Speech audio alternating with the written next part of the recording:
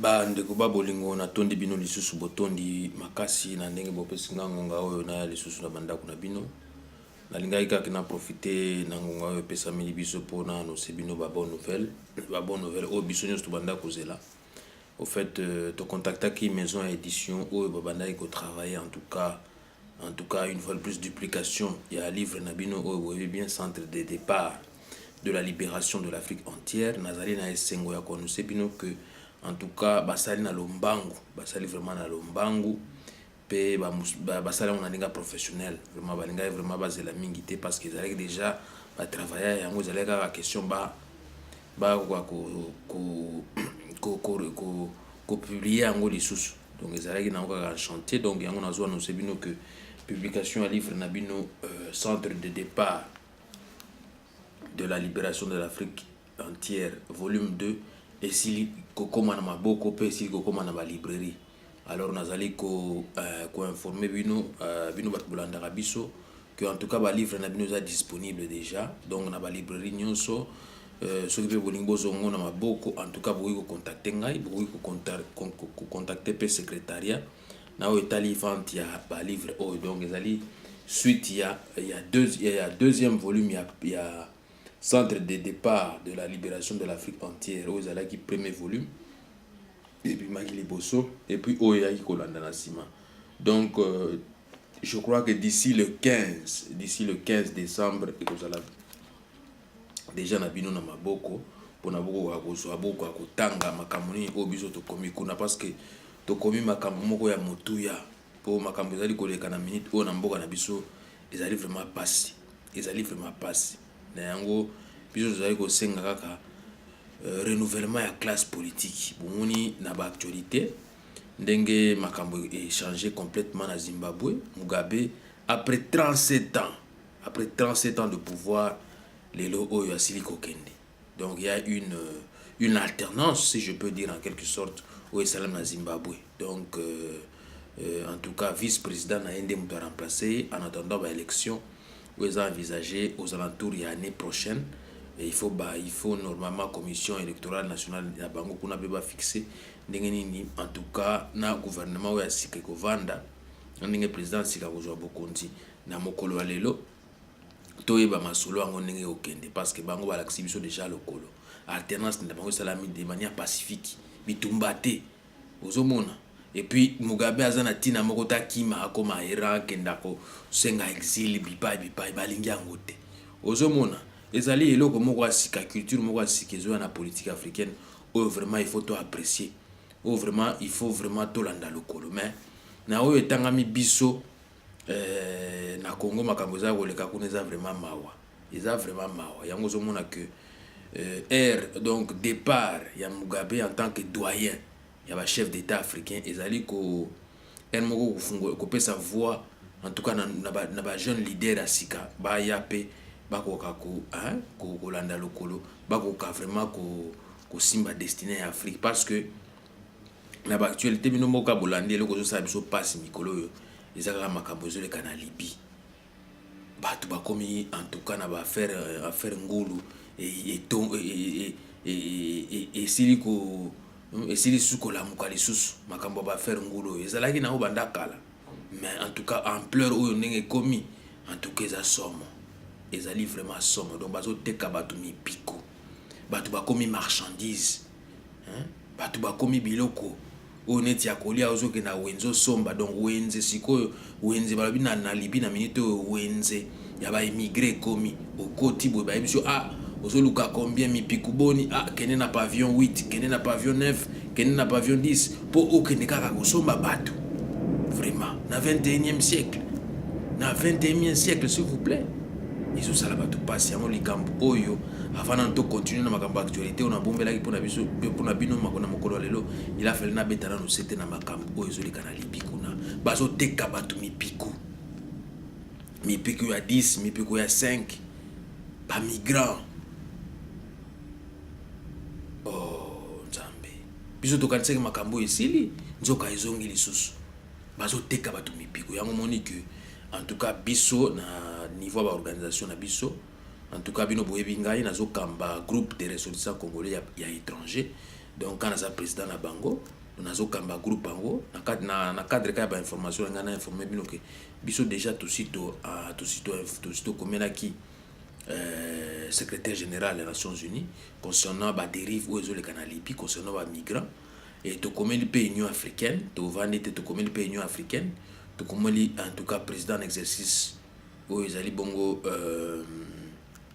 président à Guinée, tout comme là qui est, voilà président en exercice, tout comme Alpha Condé, donc tout comme là qui est, tout ça qui est makambo oyo, vraiment il faut ba kutana na ba konzo esengeli pour ba débattre makambo oyo, ba kutana qui normalement déjà na président en France Emmanuel Macron ba solola ki makambo ba zo ki pe ba résolution oyo esengeli ba zwa, mais esuka wana te pour ba résolution mingi bezwa quand même on n'applique pas ça. Il y a en tout cas tosengaki na bango tosengaki na président en exercice ya Union africaine na secrétaire général des Nations Unies na Union européenne pe tokomaki pe tozali vraiment na intention ya kokoma pe kuna kobetela sete na makambo vraiment batelemela likambo oyo ya ba wenze ya ba migrants bakomi koteka ba migrants.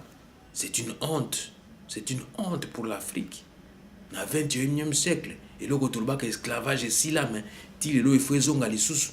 Donc yango ne to betela ki vraiment c'était tolobaki que non, en tout cas président actuel il y a Union africaine où ezali Alpha Condé akoka kobetela c'était makambo akoka kotelemela yango pour biso to ko accepter yango susuté to lingi vraiment cessation complète ya ba vente aux enchères ya ma migrants on ezaki entre parenthèses mais na cadre kaka ya masolo ya lelo oyo na ngaki na panza na ngaki na tirer moi lisolo oyo to beti na kati ya buku oyo centre de départ de la libération de l'Afrique entière volume 2. En tout cas na cadre kaka ndenge bozomona que mingi ba tira ba dictateur ba komi na bango na suka. Donc tina moko te eza susu ba changer ba constitution na bango po ba se maintenir kawana mais biso to lingi nde renouvellement ya classe politique africaine dans son ensemble. Pour le renouvellement de la classe politique dans son ensemble et que pousser biso to renouveler la classe politique na biso ya Congo. Pour la minute oyo en tout cas opposition na biso eza vraiment na rôle ba inexistante. Ça les a existé une opposition fragile, une opposition qui a peur, qui n'arrive pas vraiment à s'imposer, qui peine à s'imposer. Voilà pourquoi na nion surtout nengozo le cas compte tenu environnement politique, compte tenu à clivage politique, il y a Congo, il y a beaucoup de Congo, et Sengela qui vraiment n'a pas été, en tout cas, n'a qu'à livre au centre de départ de la libération de l'Afrique entière, dans le volume 2, dans le chapitre Bongo, où est tangami Novus, où est tangami vraiment Novus, parce que biso n'engue to vanda qui to le baki non. Na masolo n'engue zali ko kende boy, en tout cas, il faut en tout cas tout ça là vraiment effort tout ça de façon que tout bête la c'était na makambo. Donc ce que botali bien na volume 2 centre de départ de la libération de l'Afrique entière na chapitre 14 na bête c'était likambo il y a novus likambo ya renouvellement ya classe politique na kati kuna en tout cas na lobeli makambo epele mais pour permettre ngana ko kotanga pena mbekamo muke ko argumenter ba idée nanga on a développé na kati ya livre au centre de départ de la libération de l'Afrique entière volume 2 na chapitre 14 où nazali ko betela c'était na likambo ya novus donc renouvellement ya classe politique congolaise. Son Excellence bienvenue Massamba souhaite un assainissement continu de la classe politique congolaise tout en assurant son renouvellement continu. En effet, depuis belle lurette, le changement tarde d'arriver en République démocratique du Congo, au Congo-Kinshasa, pour cause de retard voulu et entretenu par certains individus ou groupes d'individus qui ne veulent pas voir une nouvelle classe politique prendre la relève de la gouverne du pays en vue d'apporter un changement voulu en temps voulu. Généralement, très chers amis, très chers internautes, vous qui me suivez, nous avons 5 types de composantes en politique active, à savoir la composante légitimement élue, siégeant au pouvoir, au baso benga bien gouvernement, donc à l'exécutif, siégeant au pouvoir, à l'exécutif ainsi qu'à la gouverne du pays, dite gouvernement. Deuxièmement, la composante dite l'opposition. Troisièmement, la composante appelée la société civile. Et puis quatrièmement, la composante dite aussi la communauté des ressortissants congolais vivant à l'étranger, donc diaspora congolaise. Et enfin, la composante dite également la communauté internationale. À l'ère même d'une alternance politique salutaire, voulue par tous au Congo-Kinshasa, si vous le remarquez bien, aujourd'hui, il sera plus question que chacune et chacun de candidats à la présidentielle du pays batte campagne tout d'abord au sein de son propre parti ou entité politique ou encore quartier général avant de rêver d'une candidature unique de l'opposition, car épreuve de force oblige. En effet, la vraie opposition, très chers amis, très chers internautes, suivez-moi très bien. En effet, la vraie opposition qui tient debout et demeure encore et résidente à l'extérieur du pays, dite force ou flanc de la diaspora congolaise, se veut être réaliste sur le terrain. Nous devons nous assurer et assumer de la continuité du renouvellement de la classe politique congolaise actuelle en vue d'apporter un vrai et réel changement au pays d'origine qu'est le Congo-Kinshasa. Na lingala tolobi boye esengeli to sokola kelasi politique congolaise tope ya itonga tope ya mbula matadi ya mboka Congo Kinshasa na biso. Likanisi oyo eyeli ngai na tango namonaka ba mama ya bilanga esika bakendeke kosala bilanga na kosokola na ba rivière na kotonga na tango bakendaka pe kotoka ba mai na ba rivière pona koya kosukola kosala misala na ndako. Donc à chaque fois ces femmes là, qu'est-ce qu'elles font? Elles vont toujours vers les rivières. Elles lavent les habits, elles puisent de l'eau pour amener pour essayer un peu d'amener dans leurs maisons respectives. Mais l'idée, en tout cas, du renouvellement de la classe politique m'est venue de là. La classe paysanne d'abord. Parce que on va commencer d'abord par quoi? Par commencer par les paysans. Par ceux qui habitent d'abord au village. Nos villages d'abord. Nos villages doivent être modernisés. Ça ne doit pas être toujours un village autre. Non. Actuellement, nous avons nos forêts. Nous avons nos forêts. Nous avons en tout cas nos richesses du sol et du sous-sol. Nous avons le bois. Nous pouvons transformer leurs maisons de cases en des maisons vraiment modernes. Dans le sens que vraiment, et qu'on va permettre de vivre. En tout cas, n'enge sengeli. Va vivre à l'abri, à intempéries, à makambo belé. Parce que dans le village, il faut en tout cas, l'équipe moi, ils allaient recharger les okende. Les okende kaka kotala bango, ba condition na bango de vie, ils allaient nini. Ba ezalaka na mutu moko boya za wana azo surveiller bango azo recenser bango ba komi boni ainsi de suite bozomona. Donc idée wana eyaki na nini eyelaki ngai na tango wana na monaki ba mona. Donc esengeli na biso to sokola kelasi politique tope bakambi ya mbula matadi soki tolingi lobi kuna tozala na mikakatano lisusu ya ndenge na ndenge te. Talatina ya likanisi yena mbongwana ya kelasi politique ya bana ya mboka Congo na biso Congo Kinshasa. Donc assurer et assumer le renouvellement de la classe politique congolaise équivaut à dire quoi? Équivaut à dire que toute Congolaise, tout Congolais a droit que ceux qui dirigent aujourd'hui ou demain le pays ou la nation congolaise lui lèguent un futur radieux, fructueux pour les générations futures, qui doit être compris ici comme un principe humanitaire ainsi qu'élémentaire, parce que l'aspect ou l'enjeu c'est quoi? Ce que règne sur le plan social et sur le plan sécuritaire ainsi qu'international un ordre tel que les droits et libertés fondamentaux soient respectés, car reprendre sa destinée ou son destin ou son autonomie en main propre requiert ou revêt le début de la souveraineté humaine en toute indépendance. Comprenez ici en référence à la Bible, dans Romains 12, verset 2, qui stipule ce qui suit. Ne vous conformez pas au siècle présent, mais soyez transformés par le renouvellement de l'intelligence, afin que vous discerniez quelle est la volonté de Dieu, ce qui est bon, agréable et parfait. Et par là, nous pouvons interpréter cela comme étant une interpellation à tous et à toutes, et de transcrire ce passage comme suit. Suivez-moi très bien. Nous, en tant que leaders, patriotes, compatriotes, citoyens congolais, citoyennes congolaises, citoyens zaïrois, citoyennes zaïroises, de tous bords, de ne plus nous conformer au siècle présent, mais que nous soyons transformés.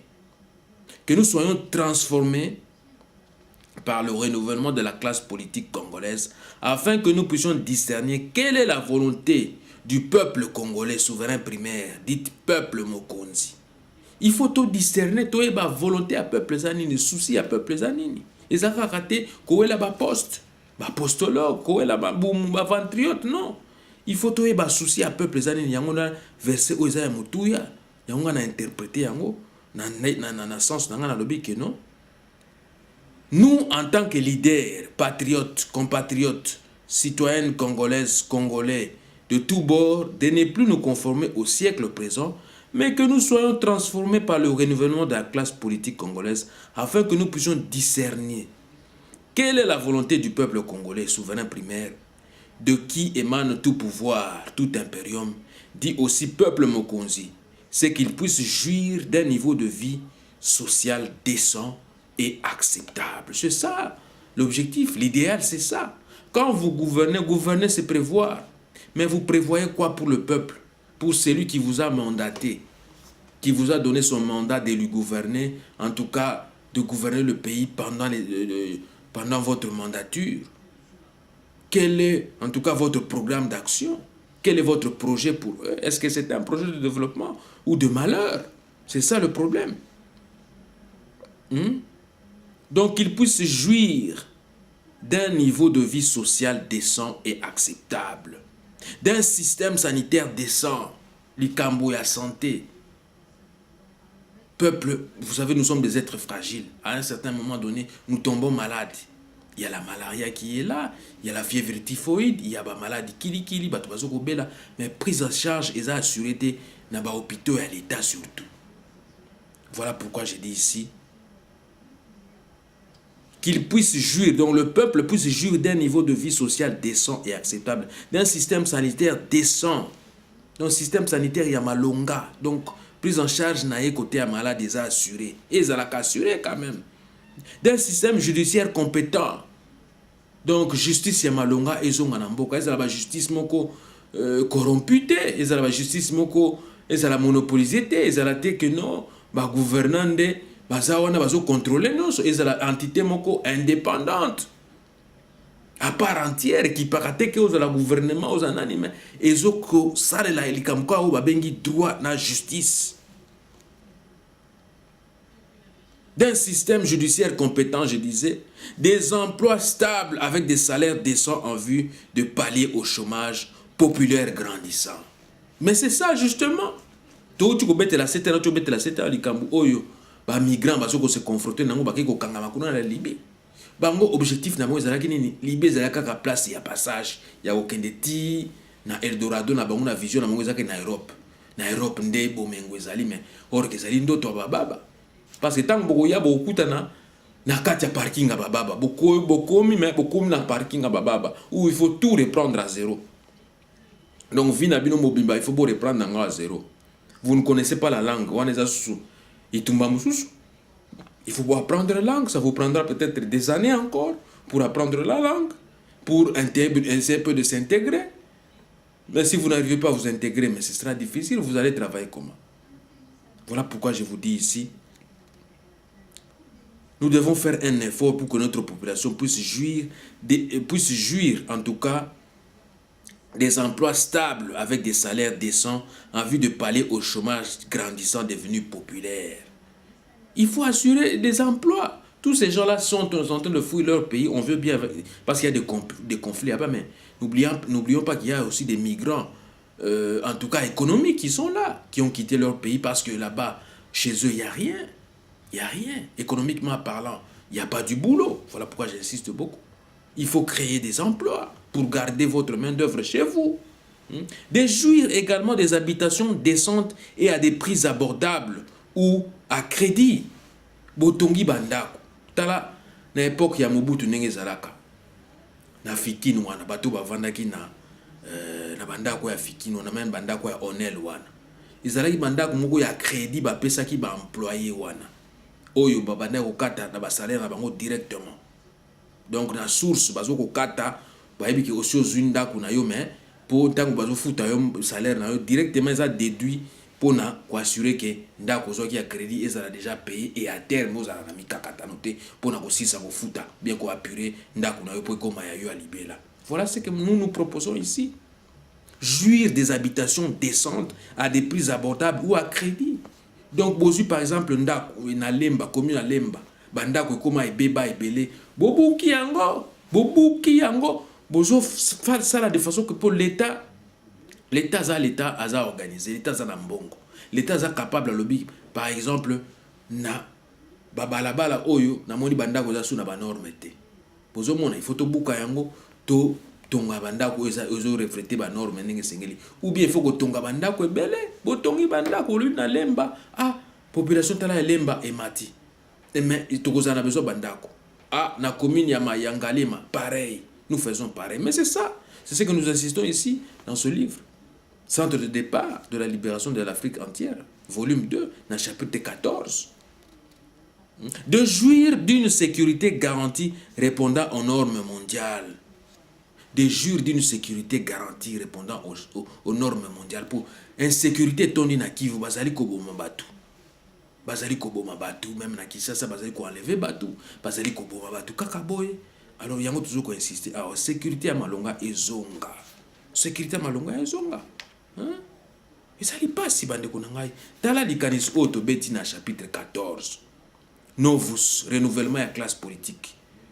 Renouvellement à classe politique, on a tous en na anglais mon côté que non, il faut que na Congo des à l'appliquer mais tous mon yango ba chef d'état ou ba sali plus de 30 ans, plus de 40 ans na pouvoir, bazana tina mo société ya ko se pérenniser na pouvoir mais il faut pas céder, il faut pas quitter les affaires avant que les affaires ne les quittent, il faut pas céder place na nouvelle génération za likoya. Bozomona na bamboka o mingi to vandi ya poto ainsi de suite bamboko za développer bango ba élite na bango ya lobby o ba ko gouverner lobby ba préparer ka bango déjà uta école maternelle école primaire bazali ko landela bango babi o potentiellement bana oyo mayelo ba nango en tout cas il faut to encadrer bango yango mona ba encadrer ka ba leader na bango ba élite na bango ils ne souffrent pas et ce problème là de développement ainsi de suite ils ont déjà dépassé ça, ils sont déjà loin. Leurs élites, ils les surveillent, ils leur donnent de quoi à être formés, vous savez, à être formés et à pouvoir se battre pour le respect et le maintien des droits fondamentaux et des droits élémentaires. Parce que maï, na courant, et ça, biloko moko droit élémentaire, population ngozanga kayangote, mais bino moko botala na Congo, courant et ça la sous-souté. Délestage pamba. Ba courant ko katana. Donc yango moni ke lelo na informer bino kaka en passant arrivage ya livre na bino deuxième volume ya centre de départ de la libération de l'Afrique entière volume 2. Volume 1 na betrek no c'était semaine passée que volume 1 est déjà disponible et c'est banni déjà ko s'écouler na ba librairie mais si vous avez besoin besoin yango bo contacter ngai. Vous contactez Ngai par Facebook, vous contactez Ngai par Twitter, par les réseaux sociaux. En tout cas, vous avez un numéro, vous contactez Ngai pour vous se procurer un livre. Et ça, un livre est à point nommé. Vous avez que vous avez un changement. Vous avez enraciné un virus, il y a changement. Un virus, il y a démocratie. En tout cas, et c'est un bunda pour tout ça de toutes les façons pour te faire asseoir état de droit. État de droit et vana. Donc, moutra moutou. droit naïe et ça l'a vraiment respecté. Et puis, bah, ça de façon que, en tout cas, Kimia et Zonga Namboka Nabiso, bah, prisonnier politique, bah, leader d'opinion, bah, ça l'a libéré. Hein? Bah, ça l'a libéré. Parce que nous, en tout cas, nous sommes tous là, mais notre vision, c'est quoi? De faire asseoir un état de droit. Qui est l'état de droit, qui est la paix, qui est la tranquillité au pays, qui est le développement, qui est des emplois, qu'on puisse créer des emplois, qu'on puisse vraiment construire des routes, des autoroutes, des communications, ainsi de suite. Qu'on puisse construire des écoles, des hôpitaux. Hein? On les a misala moko basala tous les jours, tous les jours. Les a misala tous les jours. Les a misala teka ya bosali kaka année moko, année prochaine bosali rien. Mais non. Le développement c'est question de tous les jours. Donc il y a un moni qui est lelo, nalinga qui n'a profité quand on a passé message, on en a informé bino, ba bonne nouvelle wana, il y a arrivage, il y a second volume, il y a livre en centre de départ de la libération de l'Afrique entière. Mais et ceux qui ont été, nazalaki contacté par secrétariat. Juste en passant, pour nous signaler bien que toye kozwa susu lomu susu en tout cas il y a un calendrier komaki. En tout cas boyebi bampangi mingi il y a groupe de ressortissants congolais de l'étranger. Nazana heureuse nouvelle ya annoncer bino en tout cas musala bampangi bazo sala na kati ya groupe na biso en tout cas ya mutuya. Tala ba calendrier siliko ya ezoteka banako ka 5 livres, 5 € ya pamba. Donc pour vous en approprier, vous passez à la secrétariat, et puis vous passez au secrétariat, et puis vous allez vous procurer de tous ces calendriers qui viennent d'être disponibles maintenant. C'est pour le groupe des ressortissants congolais de l'étranger. Voilà pourquoi j'ai voulu en tout cas vous annoncer la bonne nouvelle que il y a un article commis et belé, Makambo commis et belé, et nous continuons toujours à travailler de commun accord avec nos frères de partout au monde, de Londres, de Bruxelles, de Paris, en tout cas de Toronto, de Chicago, de New York, de partout pour que, en tout cas, la nouvelle est les cas toujours. Donc, il faut des informations circulent. Donc, il y a des informations dans les gens na osenga bino en tout cas bosa empressé beaucoup ne somba ba beaucoup na bino ba beaucoup wana eza na open cherté. Oyo premier volume bozo on a 15 livres, oyo bozo on a 15 livres. Donc tous les deux ça va vous faire 30 livres. Donc ce n'est pas cher. Ce qui peut bolingo kende na online pesa na ba prix nango boko tanga livre mumbaso bolingo tanga online au fouti online au tangi pe ba livre non nyonso eza disponible. Ezali disponible online, ezali pe disponible na boye. Ce qui bolingo zo yango botanga yango donc yango na senga bino en tout cas bo soutenir ba action tozali ko sala pe tozala ka bo moko boye bi que objectif na biso ezali be moko. C'est la libération de notre pays entre les mains des tyrans, entre les mains de ces dictateurs, de ces gens qui veulent toujours se pérenniser au pouvoir, qui veulent toujours se maintenir au pouvoir. Voilà pourquoi nous, enracinés du virus des changements, toujours un antidote. Antidote na biso ya liboso ezali ya Kimpuanza. Ya Kimpuanza, c'est-à-dire ya ko libérer Batu. Batu bazali enchaîné, Batu bazali vraiment emprisonné, il faut tout libérer bango nanu. Na sima ko libérer bango, tokoya na deuxième antidote qui est Botomboki, soit le soulèvement populaire.